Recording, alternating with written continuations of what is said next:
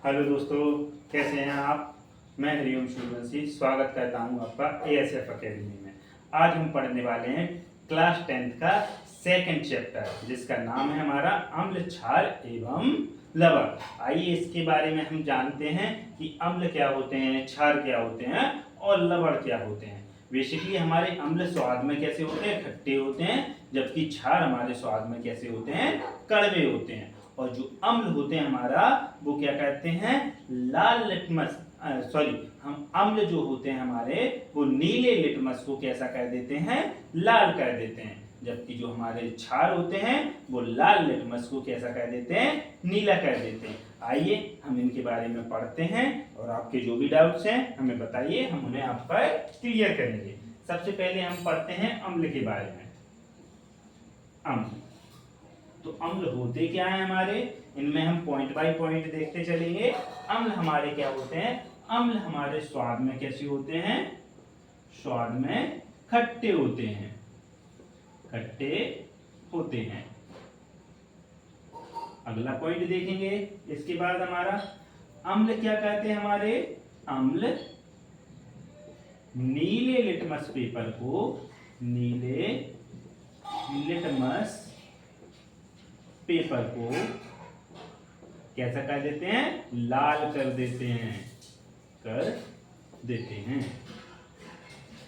उसके अलावा और देखेंगे, अम्ल हमारे स्वाद में कैसे हो गए, खट्टे हो गए, नीले लिटमस पेपर को लाल कर देते हैं। अगर अम्ल के पीएच मान की बात करें, अम्ल का पीएच मान कितना होता है, 7 से कम होता है। कितना होता है, 7 से कम होता है।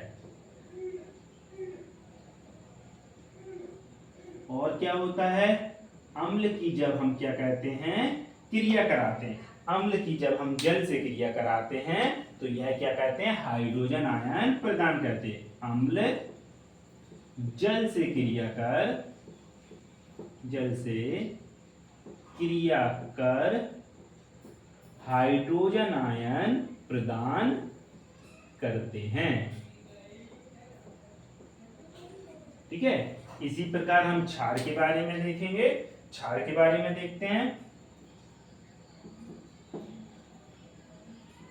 क्षार क्या होते हैं, जैसे अम्ल स्वाद में खट्टे होते थे, तो क्षार हमारे से अब क्या जैसे हो जाएंगे, स्वाद में कड़वे होते हैं। कैसे होते हैं, स्वाद में कड़वे होते हैं। अम्ल का हमारा नीले लिटमस को कैसा कर रहे थे, लाल कर रहे थे। तो हमारे जो क्षार होंगे, क्षार क्या करेंगे, हमारे लाल लिटमस पेपर को, लाल लिटमस पेपर को कैसा कर देंगे, नीला कर देंगे, नीला कर देते हैं। उसके बाद देखेंगे, अम्ल का पीएच मान हमारा कितना सा, 7 से कम। तो क्षार का पीएच मान कितना हो जाएगा, क्षार का पीएच मान हमारा कितना होता है, 7 से अधिक होता है। कितना होता है, 7 से अधिक होता है। और जो हमारे अम्ल थे, अभी हमने देखा था, अम्ल हमारे जल से क्रिया कर हाइड्रोजन आयन प्रदान कर रहे थे, तो क्षार जल से क्रिया कर क्या प्रदान करेंगे, हाइड्रोक्सिल आयन। तो अगला पॉइंट लिखेंगे, क्षार जल से क्रिया कर क्या प्रदान करते हैं, हाइड्रोक्सिल आयन प्रदान करते हैं। अब बच्चों आपने इसमें देखा होगा, हमने एक चीज पढ़ी है इसमें, एक तो पढ़ा है लिटमस पेपर और एक पढ़ा है पीएच मान। तो आप सोच रहे होंगे ये लिटमस पेपर होता क्या है। बेसिकली लिटमस पेपर हमारा क्या होता है, किसी भी विलयन की अम्लता या क्षारीयता को ज्ञात करने वाला क्या होता है, एक पेपर होता है, एक कागज होता है, जो हमारा किससे बनाया जाता है, लाइकेन के पौधे से हमारे लिटमस पेपर को तैयार किया जाता है। जो क्या होता है, इसकी एक खास बात यह होती है, जब इस पर की अम्ल से क्रिया कराई जाती है तो यह क्या कहता है, नीला लिटमस पेपर होगा वो कैसा हो जाएगा, लाल हो जाएगा। अगर आपको इसे याद करने की ट्रिक याद करनी है कि अम्ल नीले को लाल कर रहा है या लाल को नीला कर रहा है, तो हम याद रखेंगे एक शब्द अनिल। अनिल, आ का मतलब आम्ल, ना नी का मतलब नीले लिटमस को, ला का मतलब लाल कर देगा। ठीक है, इससे आप अम्ल को याद कर लेना तो क्षार अपने आप याद हो जाएगा। तो हमने लिटमस पेपर को समझा। लिटमस पेपर होता क्या है, लाइकेन के पौधे से बनाया जाता है, जो क्या कहता है अम्ल एवं क्षार का क्या होता है, सूचक होता है। उसके बाद है हमारा पीएच मान। तो पीएच मान होता क्या है, चलिए इसके बारे में हम देखते हैं। पीएच मान हमारा क्या होता है,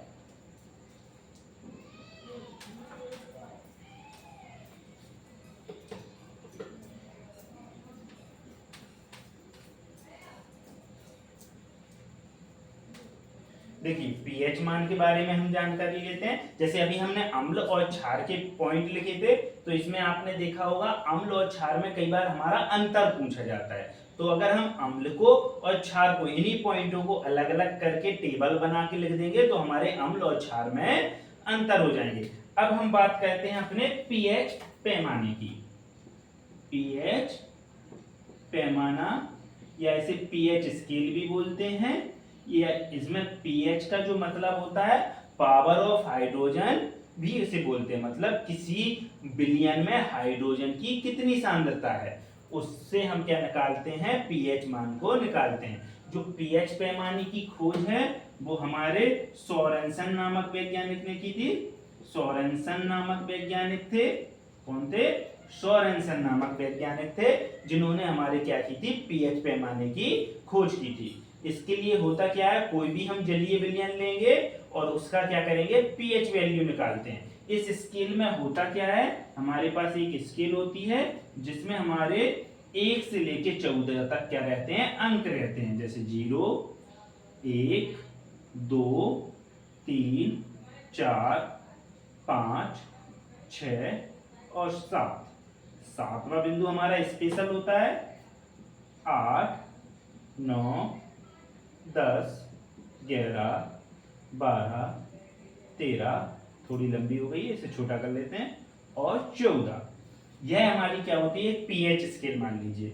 इसमें यदि किसी विलयन का पीएच मान 7 से हमारा क्या है, कम है, 7 से क्या है, कम है, तो वो हमारा विलयन कैसा हो जाएगा, अम्लीय हो जाएगा। यदि उसका मान 7 से अधिक है तो वो विलयन कैसा हो जाएगा, क्षारीय हो जाएगा। और मान के चलो फिक्स 7 ही निकलता है तो वो हमारा कैसा हो जाता है, उदासीन हो जाता है।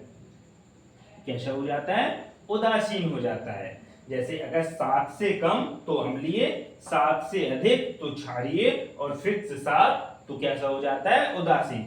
पेपर में बहुत ज्यादा पूछा जाने वाला क्वेश्चन है कि पीएच पैमाना किसे कहते हैं, समझाइए। तो पीएच पैमाना हमारा होता क्या है, जब किसी जलीय विलयन में हम क्या कहते हैं, हाइड्रोजन आयन की सांद्रता ज्ञात करते हैं, तो उसमें हमें पता चलता है कि यदि जलीय विलयन का मान हमारा कितना है, 7 से कम है तो वो हमारा विलयन अम्लीय है, 7 से अधिक है तो वो हमारा क्षारीय है, और फिक्स 7 होने पर वो कैसा होता है, उदासीन होता है। ठीक है, और इस पैमाने की खोज किसने की थी, सोरेनसन नामक वैज्ञानिक ने की थी। इसके अलावा इस चैप्टर में इसी से संबंधित कुछ क्वेश्चन पूछे जाते हैं कि कोई ग्वाला या दूध वाला अगर दूध में बेकिंग सोडा मिला देता है तो उस दूध से दही बनने में अधिक समय क्यों लगता है। देखिए दूध का हमारा अगर पीएच मान बात करें तो दूध का पीएच मान लगभग हमारा 6.4 या 6 मान सकते हैं हम। ठीक है, तो वो हमारा दूध होता कैसा है, हल्का अम्लीय होता है। अगर इसमें हम क्या मिलाते हैं, बेकिंग सोडा, तो बेकिंग सोडा जो होता है उसका मान कैसा होता है, क्षारीय प्रकृति का होता है। बेकिंग सोडा हमारा कैसा होता है, क्षारीय प्रकृति का। जब हम दूध में बेकिंग सोडा मिला देते हैं तो उसका अम्लीयता बढ़कर कैसी हो जाती है, क्षारीयता में बदल जाएगी। मतलब वो दूध हमारा कैसा हो जाएगा, क्षारीय प्रकृति का हो जाएगा। और जब दूध हमारा क्षारीय प्रकृति का हो जाएगा तो क्षारीयता से फिर से अम्लीय होने में उसे क्या लगेगा, समय लगेगा।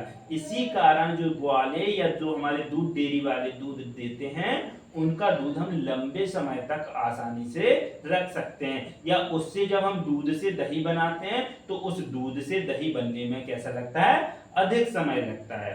ठीक है, यही इस चैप्टर में हमारा कुछ मोस्ट था।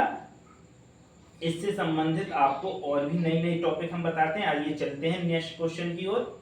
चलिए आगे की प्रोसेस देखते हैं।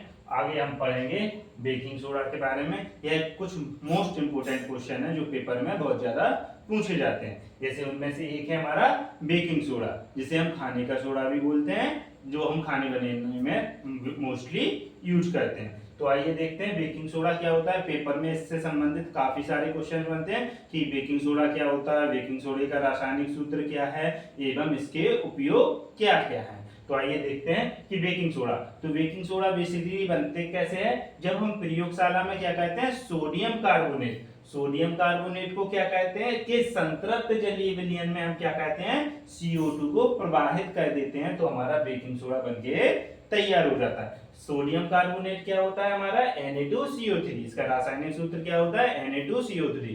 इसके संतृप्त विलयन में जब हम CO2 को प्रवाहित कर देते हैं तो हमारा बेकिंग सोडा मतलब NaHCO3 बनकर तैयार हो जाता है। और इसका उपयोग हम कहते हैं पेट की अपच को दूर करने में एंटासिड के रूप में। एंटासिड क्या होते हैं, एंटासिड का अगर मतलब देखा जाए तो एंटी एसिड, मतलब जो एसिड के प्रति क्या करें कार्य करें। जब हमारे पेट में अपच हो जाती है, जैसे खट्टी डकार आना या बार बार जी मचलाना, इस तरह का कुछ होता है, तो हमारे पेट में क्या है एसिड की मात्रा बढ़ गई होती है। और उसे करने के लिए हम अपच को दूर करने के लिए एंटासिड का उपयोग करते हैं, जो हमारा क्या होता है बेकिंग सोडा होता है। जैसे हमारे बाजार में आजकल इनो वगैरह या सोडा वगैरह बहुत प्रचलन में है।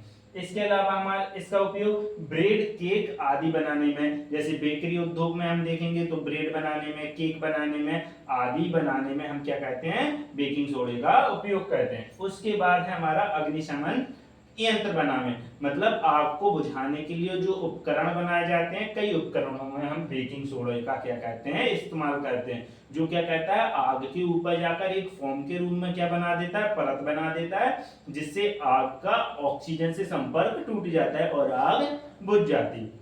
इसके बाद अगला देखेंगे हम धावन सोडा। धावन सोडा क्या होता है, इसे हम धोने वाला सोडा भी बोलते हैं, मतलब कपड़े धोने में जो इस्तेमाल करते हैं उसके लिए। इससे संबंधित प्रश्न पेपर में कैसे पूछा जाता है, धावन सोडा क्या है, इसका रासायनिक सूत्र लिखिए तथा इसका उपयोग लिखिए। तो वही जो हमने सोडियम कार्बोनेट पढ़ा था, सोडियम कार्बोनेट का जब हम पुनः क्रिस्टलीकरण करते हैं, मतलब जल के साथ क्या कराएंगे क्रिस्टलीकरण कराएंगे, तो हमारा धावन सोडा क्या हो जाता है प्राप्त हो जाता है। इसका रासायनिक सूत्र क्या होता है Na2CO3 into 10H2O, मतलब इसमें 10 अणु जल के आके क्या हो जाते हैं ऐड हो जाते हैं। इसका उपयोग किस में होता है, कांच उद्योग में, साबुन उद्योग में एवं कागज उद्योग में इसका बहुत अधिक उपयोग होता है। उसके बाद घरों की साफ सफाई में, कपड़ों की साफ सफाई में, अपमार्जक के रूप में भी हम इसका उपयोग करते हैं। और जल की स्थायी कठोरता को हटाने के लिए, मतलब अगर हमारा जल खारा है तो उसके खारेपन को दूर करने के लिए भी हम क्या करते हैं धावन सोडे का इस्तेमाल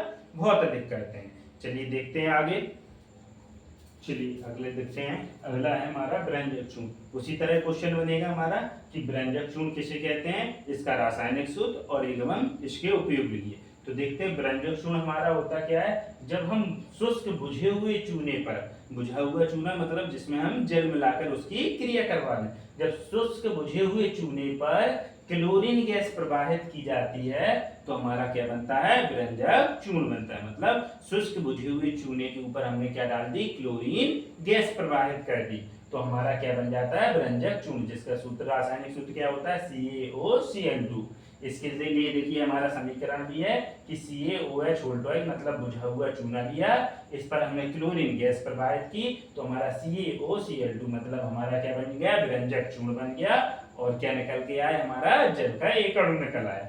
इसी प्रकार हम इसके उपयोग देखेंगे तो इसका उपयोग कहाँ कहाँ होता है, वस्त्र उद्योग में होता है, सूती एवं लिनेन के जो कपड़े होते हैं उनके व्यंजन में इसका इस्तेमाल किया जाता है। उसके अलावा जो हमारी ऊन के वस्त्र होते हैं उनको सुकड़ा रहित बनाने में, जैसे बाजार में एक आता है ईजी जिसमें हम अपने ऊनी कपड़ों को धोते हैं, तो उसमें इसका इस्तेमाल किया जाता है, जिससे ऊन वाले जो हमारे कपड़े होते हैं उनमें सुकड़न नहीं आती है।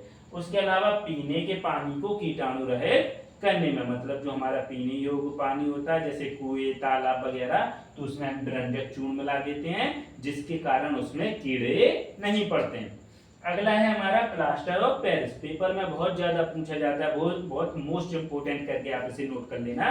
प्लास्टर ऑफ पेरिस, इसे हम पीओपी भी कहते हैं। तो यह प्रयोगशाला में हम कैसे बनाते हैं कि जब जो हमारा जिप्सम होता है, जिप्सम को हम 100 डिग्री सेल्सियस पर, कितना टेम्परेचर याद रखेंगे आप लोग, 100 डिग्री सेल्सियस पर जब हम गर्म करते हैं तो हमारा क्या बनता है, प्लास्टर ऑफ पेरिस बनता है। जैसे हमारा प्लास्टर ऑफ पेरिस का रासायनिक सूत्र क्या है, CaSO4 इंटू हाफ H2O, मतलब आधा जल का अणु इससे आके जुड़ता है। जैसे CaSO4 यह हमारा जिप्सम होता है, इसमें हमने जल के दो अणुओं से क्रिया करा दी तो हमारा क्या बना, CaSO4 into half H2O plus हमारा एक सही एक बटे दो H2O क्या निकल आता है, बाहर निकल आता है। तो यह हमारा क्या हो जाएगा, हमारा पीओपी का रासायनिक सूत्र हो जाएगा। इसका उपयोग बहुत सिंपल सा है, हम दंत चिकित्सा में जो दांतों के खांचे बनाने के लिए होता है उसमें कर लेते हैं, मूर्तियां एवं खिलौने बनाने में इसमें कर लेते हैं, टूटी हुई हड्डी को ठीक करने के लिए हम प्लास्टर का उपयोग करते हैं,